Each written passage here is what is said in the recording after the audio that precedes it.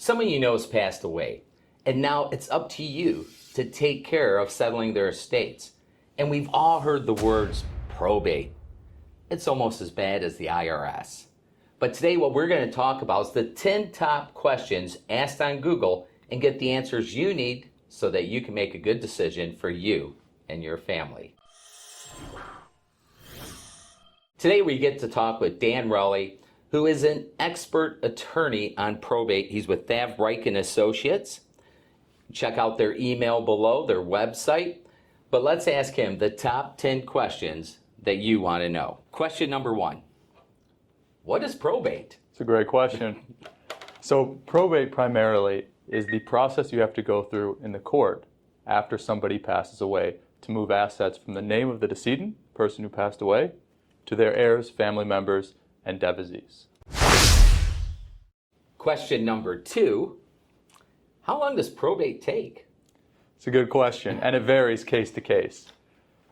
In a perfect world, I think the probate process should take about 5 months, from the date the estate is opened until the date the estate can be closed. And the reason that it's 5 months is that's the statutory requirement in Michigan. The estate has to be open for 5 months.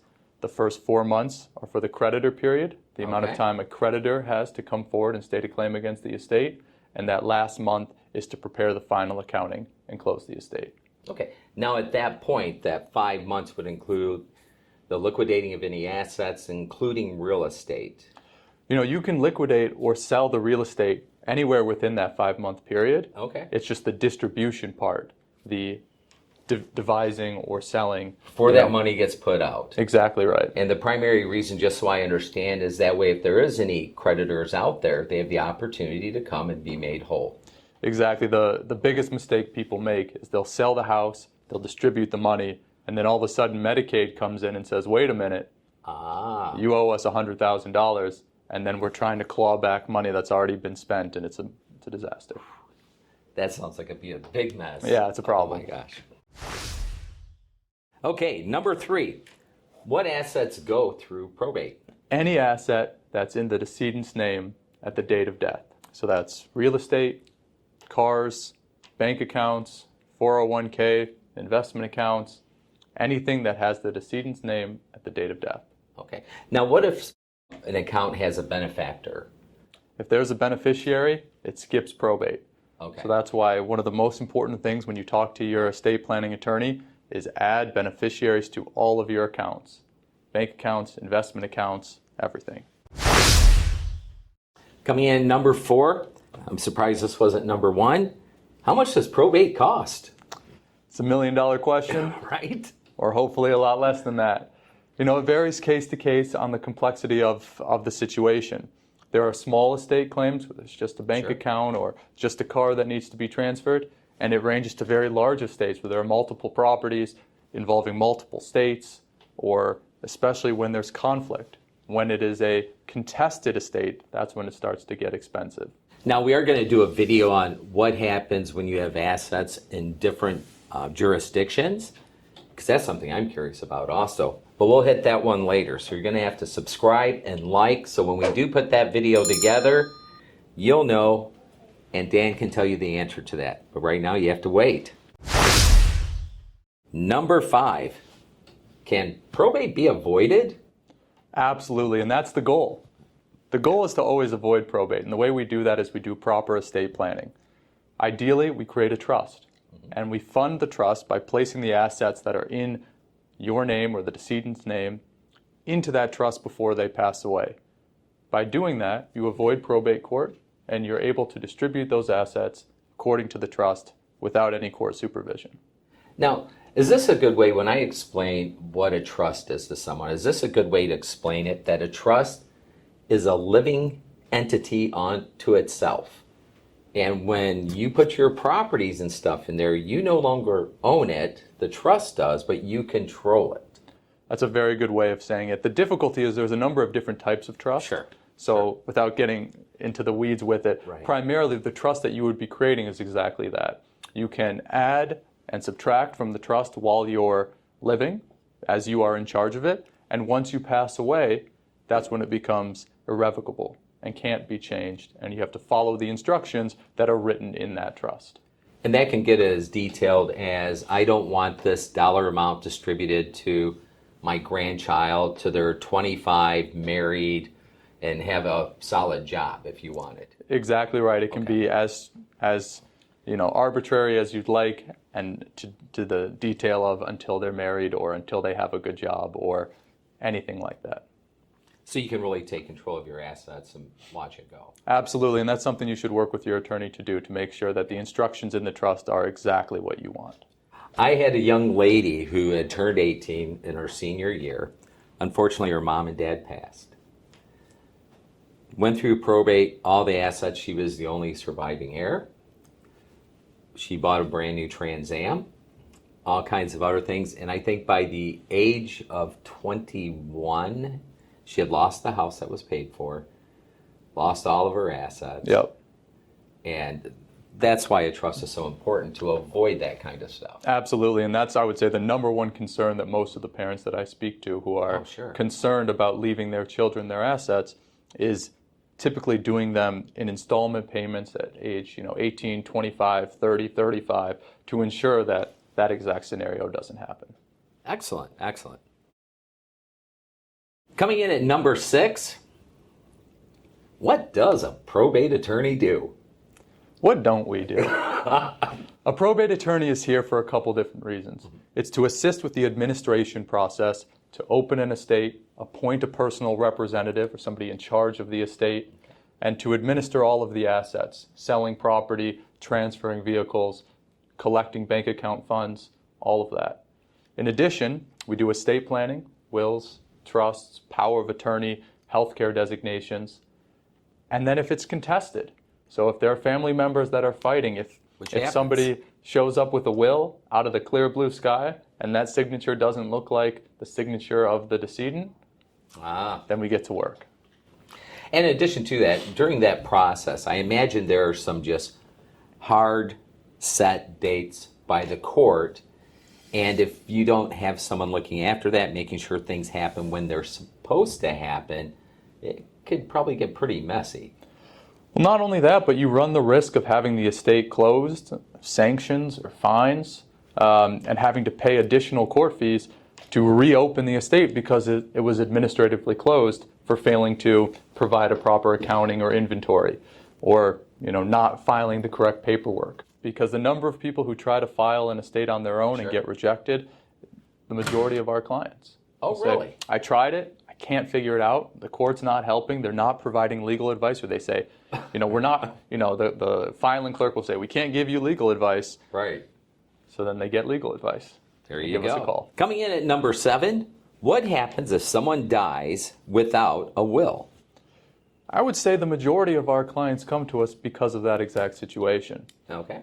There are laws of intestacy, meaning laws when somebody passes away without a will, and there's a clear designation of priority of who inherits when there is no will, starting with the surviving spouse and going down through children, parents, grandparents, siblings, and down from there.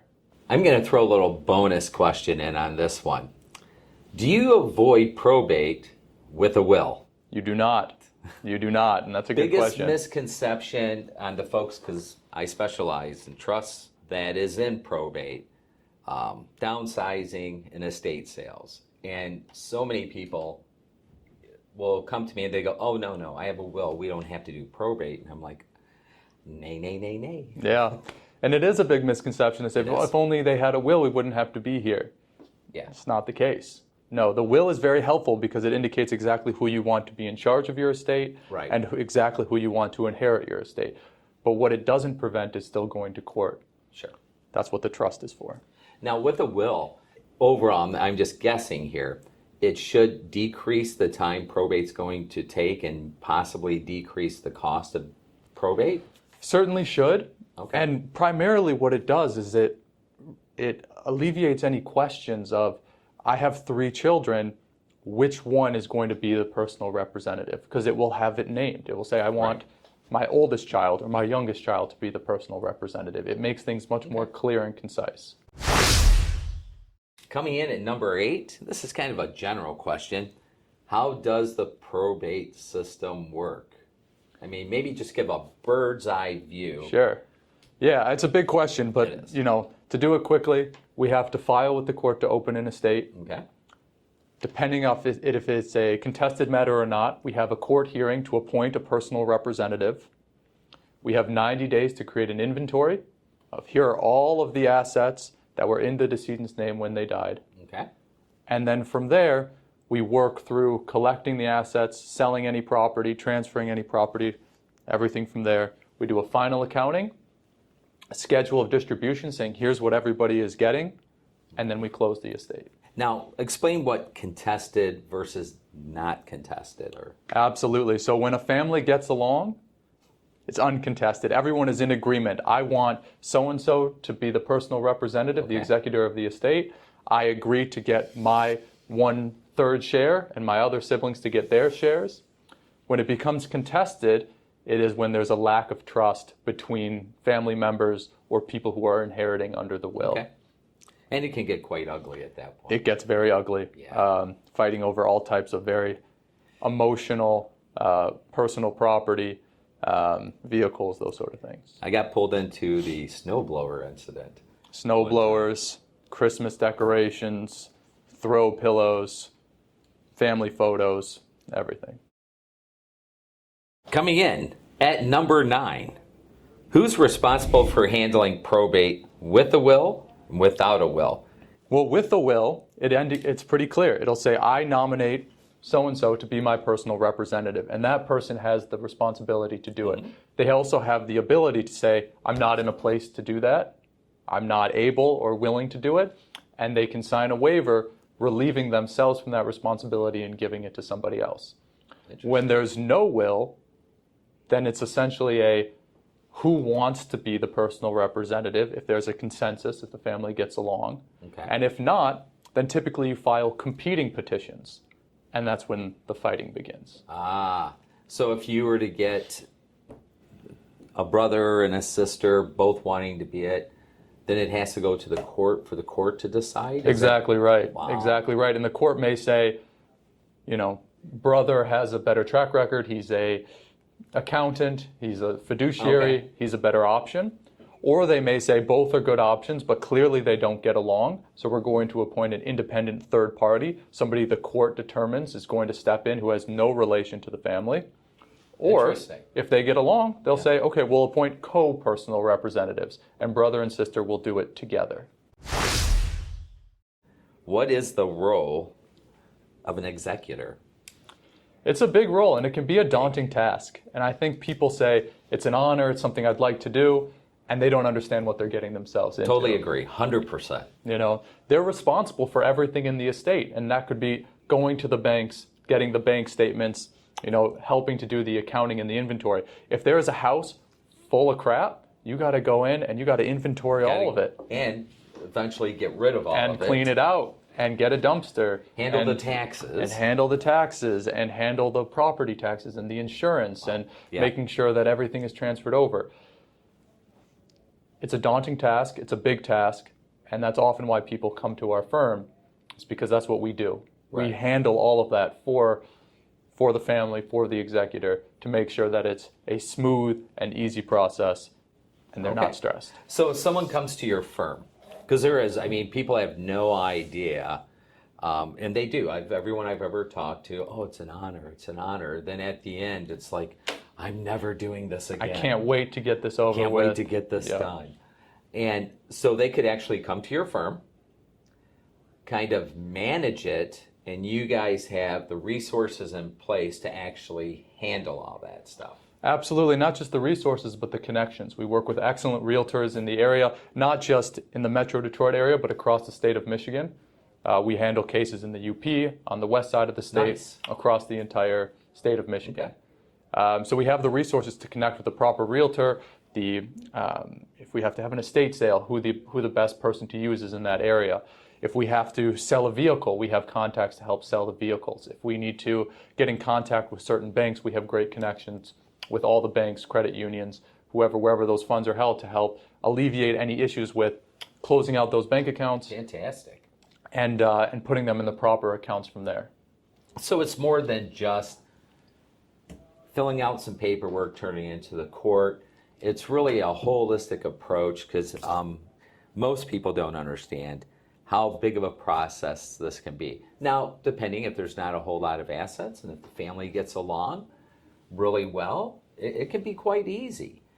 But the ones I've been involved in, I would say that's more the rarity than the norm. 100%. When the dollar signs start coming out and people realize, it starts to get very contested very quickly of, my brother's asking for more than me, but he shouldn't get more than me. Right. My brother, or the most common, I was my mother's caretaker for all of these years. Yep. And I should get more because I spent so many years taking care of my mom before she passed. And while that may be true and morally may be true, right, the court rules don't say that. And creating that sort of dynamic can get very, very tricky.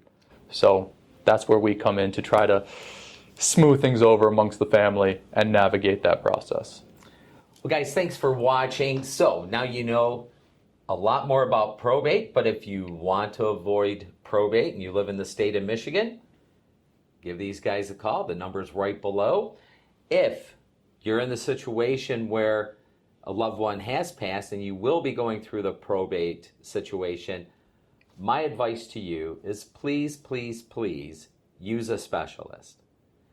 If you have a friend who's an attorney, they might be fantastic at family law. They might be fantastic at criminal law. Doesn't mean they're fantastic with probate, estate planning, whole different ball game. Hope you have a smooth transaction when it does come. Thanks so much and if you have any questions, reach out. Thanks now. Thank you.